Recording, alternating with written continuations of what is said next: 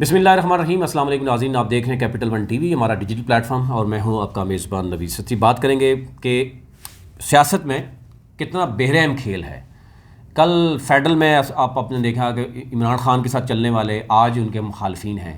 यही सूरत हाल आपको गिलगित और कश्मीर में भी नज़र आती है। एक एग्जांपल आपको कश्मीर की अगर आप दे दूँ, ताज़ा है, आपको शायद समझ में फ़ौरन आ जाएगा। कुछ दिन कबल एक वज़ीर-ए-आज़म हुआ करते थे, उनका नाम था सरदार अब्दुल क़य्यूम नियाज़ी, और सारे उनके पीछे थे, कश्मीरी अवाम, कश्मीरी कई लीडरशिप उनके पीछे, जनाब बहुत सख्त बंदे हैं और बड़ा बेहतरीन काम हो रहा है।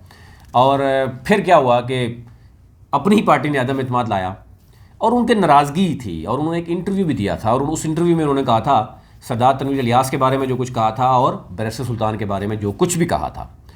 उसके बाद आपने देखा कि सरदार तनवीर इलियास वज़ीर-ए-आज़म भी बने।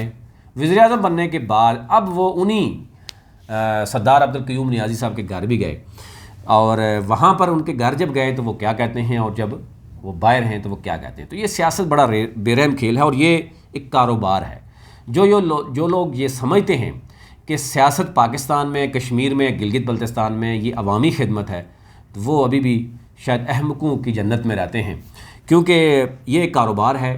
आपको फराह गोगी का नाम आपको नज़र आ रहा होगा, या अलीम खान का नज़र आ रहा हो, या जहांगीर खान तरीन का नज़र आ रहा हो। अब तो आपस में एक दूसरे को, अलीम खान कह रहा है कि फराह गोगी ने करप्शन की है, पैसे लिए और बुज़ार को फ्रंट पे रखा खान ने, और पैसा बन्नी गाला पहुंचाया या दुबई शिफ्ट कर लिया या करोड़ों अरबों रुपये कमाए।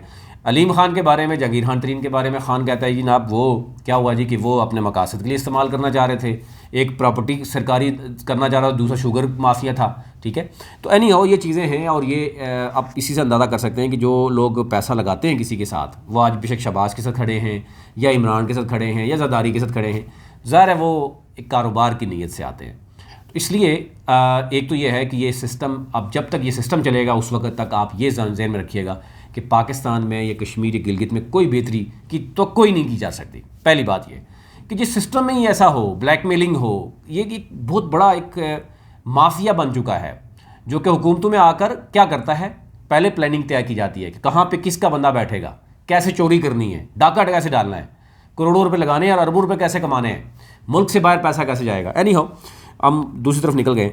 लेकिन एक क़य्यूम नियाज़ी साहब हुआ करते थे जो वज़ीर-ए-आज़म थे, और वो क्या कहते थे सरदार तनवीर इलियास के बारे में और उनके बारे में, बैरिस्टर सुल्तान के बारे में।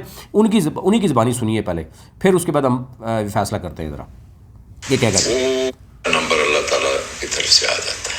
एक पॉलिटिशियन थे और एक इन्वेस्टर थे, तो दो लोगों में जब लड़ाई, एक पॉलिटिशियन थे और एक इन्वेस्टर थे, और दो लोगों में जब लड़ाई होती है तो तीसरे को फ़ायदा हो जाता है। ये बिल्कुल उन्होंने ठीक बात की कि उन दोनों, एक पॉलिटिशियन था, एक जो है वो ताजर था, बिजनेसमैन था। आज वो ताजर इनकी जगह पे बैठा हुआ है, तो आप अंदाज़ा कर सकते हैं कि ताजर की कितनी इज़्ज़त है, और ताजर के पीछे पावर किसकी है वो आपको पता ही है कि यानी वो क्या कहते हैं, फातिमा जिन्ना के भाई की पावर इतनी है कि उसके पीछे फिर कोई भी नहीं हो सकता। फिर वो अब्दुल क़य्यूम नियाज़ी भी 2 मिनट में वज़ीर-ए-आज़म भी चला जाता है। होती है ना, तो फिर तीसरे का नंबर अल्लाह ताला की तरफ से आ जाता है। एक पॉलिटिशियन थे और एक इन्वेस्टर थे। अब आपको समझ आ गई होगी, मैं इसे मज़ीद इसमें डिटेल में नहीं जाऊँगा।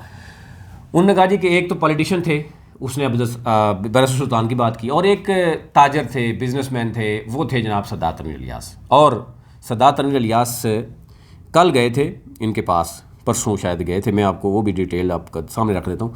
मतलब कितनी बेरहम सियासत है, और आवाम के साथ खिलवाड़ होता है। आवाम बेचारी कभी पीपल्स पार्टी के नारे लगाएगी, कभी नून के, कभी पीटीआई के, लेकिन फिर जो पैराशूटर होते हैं वो आके फिर अपना काम करते हैं।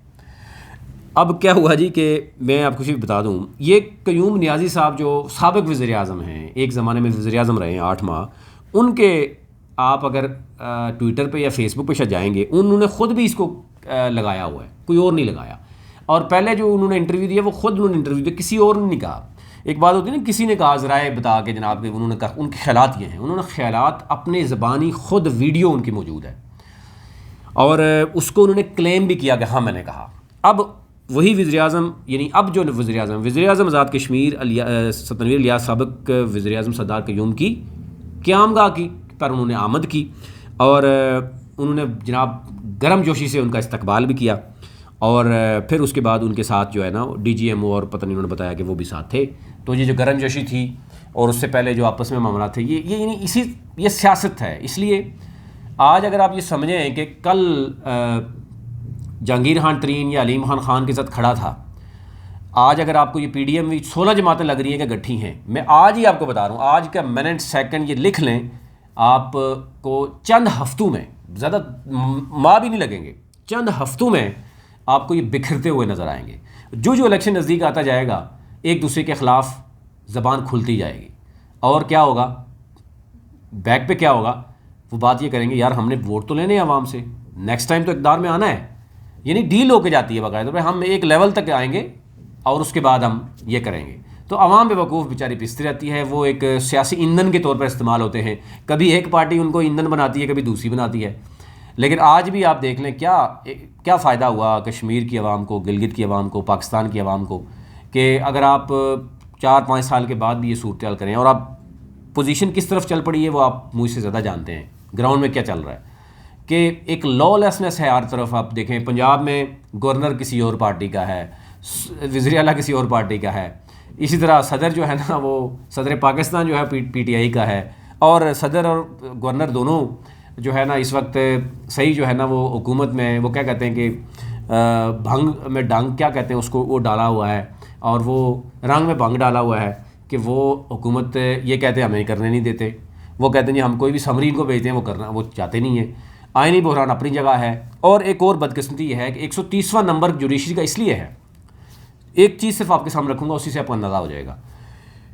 یہ پی ٹی آئی کے ساتھ نہیں ہو رہا، میں یہ سمجھتا ہوں یہ نون لیگ کے ساتھ بھی ہوگا، یہ پیپلز پارٹی کے ساتھ بھی ہوگا، آنے والے وقتوں میں ہوگا. کیونکہ معاملہ ہو رہا ہے کہ اگر اسٹیبلشمنٹ ہی کر رہی ہے، تو اسٹیبلشمنٹ نے کل اگر نواز شریف کے ساتھ جو کیا تو اس کا مطلب ہے سب نے اس کو تسلیم کیا. صرف نواز شریف ہی نکلا باہر، پھر زرداری کے ساتھ جو ہوا زرداری نکلا، آج خان کے ساتھ ہو رہا ہے. اور اگر یہ سابق وزیر اعظم شاہد اکر عباسی کی اگر آپ الفاظ سنیں، آپ رانا ثناء اللہ کے الفاظ سنیں، آپ احسن اقبال کے سنیں، 3-4 ماہ پہلے جب ان سے انٹرویوز لیے جاتے تھے وہ کہتے تھے عدم اعتماد ہم نہیں لے کے آ سکتے جب تک اسٹیبلشمنٹ ہمارے ساتھ نہیں ہے. اینی ہو انہوں نے خود ہی یہ سارا کا سارا اسٹیبلشمنٹ کے اوپر ڈال دیا. اسٹیبلشمنٹ نے آج خان نے بھی کل بول دیا کہ میں کیا کہتا تھا، میں چاہتا تھا کہ D G I S I کو مزید رکھوں، ابھی معاملات ہیں. اور دوسری طرف یہ کہا جا رہا ہے کہ ڈی جی ایس آئی کو کیوں رکھیں، کہ اپنے سیاسی مقاصد پورے کیے جا رہے تھے اس لیے رکھنا تھا. تو آپ خود ہی ایک چیز چاہ رہے ہیں کہ مداخلت ہونی چاہیے، تو کچھ دونوں طرف ٹھیک نہیں ہو رہا. صرف میں آپ کو بتا رہا ہوں کہ ہو کیا رہا ہے. یعنی جب آپ کو میٹھا میٹھا ملتا ہے تو آپ خاموش ہو جاتے ہیں، جب آپ کڑوا ہوتا ہے تو آپ پھر اداروں پہ چڑھ دوڑتے ہیں. تو کمزوریاں کہاں پہ ہیں؟ اگر سسٹم میں کمزوریاں نہیں ہیں، اسٹیبلشمنٹ کو بڑا آسانی سے موو کرنا پڑ جاتا ہے، کسی بھی طرف جھکاؤ ہو جاتا ہے، تو پھر تیر جو ہے نا وہ پڑ جاتے ہیں. تو اسی سے یعنی تمام اداروں کی اپنی اپنی ایک تو جو ڈومین ہے وہاں پر کام نہیں ہو رہا، کسی کے اشارے پہ کام ہو رہا ہے. اسٹیبلشمنٹ بھی ہو سکتا ہے کسی کے اشارے پہ کام کر رہی ہو. پولیٹیشین بھی آپ دیکھتے ہیں کہ کبھی خود جا کے کوئی خود کہتے ہیں کہ جناب ہم گیٹ نمبر 4 کی پیداوار ہیں، یا ہمارے رابطے ہیں، یا ابھی خود ہی کہہ دیں گے اسٹیبلشمنٹ جب تک نہیں چاہے گی ہم عدم اعتماد نہیں لے کے آ سکتے. تو یہ وہ چیزیں ہیں جو بڑی خوفناک صورتحال اختیار کر گئی. اس وقت 72-74 برسوں کے بعد بھی ہم نہیں سنبھل سکے، ہم نہیں جان سکے. پڑوسی ملک کئی ممالک ہیں جہاں پر ایک ڈیموکریسی کا تسلسل ہے، وہاں پر موجود ہے، اداروں کی مداخلت نہیں ہے. لیکن یہاں پر آپ دیکھ سکتے ہیں کہ جو کچھ آپ کے سامنے ہے. جوڈیشری کی بات کر رہا تھا میں، جوڈیشری کے سامنے آپ کے سامنے ہے کہ 25-26 لوگوں منحرف ہوئے، اور عدالت میں جا کے وہ کہتے ہیں ایفیڈیوٹ دیتے ہیں، بیان حلفی. اور بیان حلفی دینا ایک سیاستدان کے لیے، ایک عام شہری کے لیے کتنا بڑا بوجھ ہوتا ہے، جس میں وہ قسم اٹھاتا ہے، وہ سچے یعنی دل سے بات کرتا ہے، وہ ایک حلف اٹھاتا ہے اس اسلامک اسٹیٹ میں کہ جناب میں، اور حلف کیا دیا گیا جب الیکشن کمیشن نے بلایا 26 کو، انہوں نے کہا جی ہم تو پارٹی کے ساتھ کھڑے ہیں، یعنی پی ٹی آئی کے ساتھ کھڑے ہیں. اسی سے آپ اندازہ کر سکتے ہیں جو باہر کھل کے آگے کہتے تھے کہ ہم تو نہیں، ہم نے تو ٹکٹ بھی لے لی ہم نون لیگ سے، ہم نے یہ کر دیا وہ کر دیا. اب وہاں پہ جا کے انہوں نے کہا جی کہ ہم نے، کیونکہ صرف ان کا ووٹ کاسٹ نہیں ہوا اس لیے انہوں نے کہا. جبکہ پنجاب میں ووٹ کاسٹ ہو گیا. پنجاب میں اس وقت جو وزیر اعلیٰ آپ کا ہے حمزہ شہباز کو پی ٹی آئی کے ٹکٹ پہ الیکشن لڑنے والے، پی ٹی آئی کے یعنی جو ووٹرز ہیں ان کے ووٹ سے بنے ہوئے ایم پی ایز نے کیا کیا ہے، حمزہ شہباز کو جتا دیا. کیا ان لوگوں سے پوچھا گیا؟ اب عدالت اگر سپوز 2 مہینے 3 مہینے کے بعد فیصلہ دیتی ہے یہ والا معاملہ، تو اسی سے اندازہ کریں گے عدالتیں فیصلہ یا انصاف کیوں نہیں دینا چاہتی. یہ چیزیں ہولڈ ہو سکتی تھیں. پہلے فیصلہ کریں کہ کیا ایک ایم پی اے جو کہ کسی اور پارٹی، میں نے کہا آج پی ٹی آئی نہیں ہے، کل پیپلز پارٹی کے ساتھ بھی ہوگا، نون لیگ کے ساتھ بھی ہوگا. اس کی ریزن ہے کہ جب اسٹیبلشمنٹ چاہے گی، جب کوئی 2 بڑے ٹھیکیدار بڑے تاجر چاہیں گے کسی کو خرید و فروخت کرنا چاہیں گے، وہ کر لیں گے. پھر اگر آج حمزہ خوش ہے تو کل حمزہ کے خلاف بھی یہ ہو سکتا ہے. کل اسی کے 20-25 ایم پی ایز اس کی ٹکٹ پہ، شیئر کے ووٹ پہ، عوام کے ووٹ لے کر آئیں گے اور ان کو کسی اور طرف کر لیا جائے گا. تو بڑا آسانی ہو جائے گی پھر اسٹیبلشمنٹ کے لیے بھی کھیلنا. پھر تو آپ خود راستے دے رہے ہیں نا آپ اسٹیبلشمنٹ کو، یا کسی کی جس کو مرضی نام دے دیں. تو یہ تو معاملہ آپ کا چل رہا ہے، اور پھر اس کا مطلب آپ اس طرف چل پڑے ہیں کہ یہ یا تو اس کا اینڈ ہونا چاہیے یا تو یہ شروعات ہو چکی ہیں، پھر آئے روز آپ کھیل یہ دیکھتے رہیں گے. یہ اوورآل صورتحال تھی. آپ سے ریکویسٹ ہے کہ چینل کو سبسکرائب کیجیے تاکہ ہر نئے آنے والی ویڈیو آپ تک پہنچ سکے. بہت شکریہ.